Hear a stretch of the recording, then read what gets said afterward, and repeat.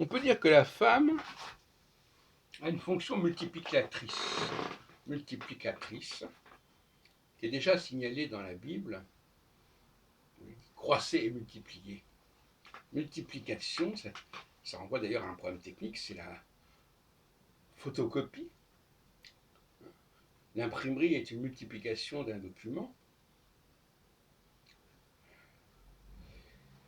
qui va apparaître à plusieurs centaines, voire plusieurs milliers d'exemplaires, assez facilement, plus facilement qu'avec le manuscrit qui va les recopier un par un. Et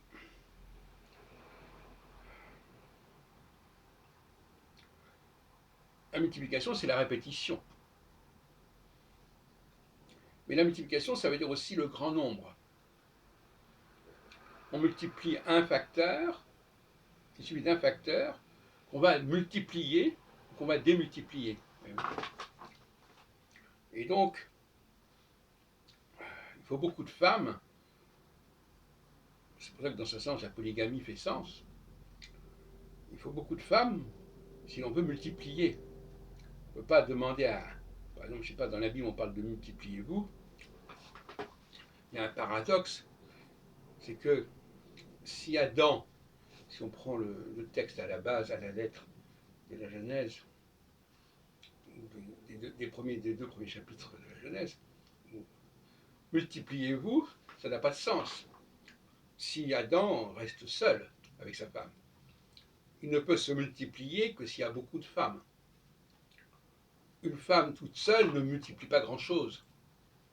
C'est la quantité des femmes qui va donner de la force à ce processus multiplicateur. Et par conséquent, la femme en tant qu'individu n'a pas beaucoup de sens, à la différence de l'homme en tant qu'individu. Et c'est peut-être là le drame, la clé de la tragédie qui se joue à ce niveau-là.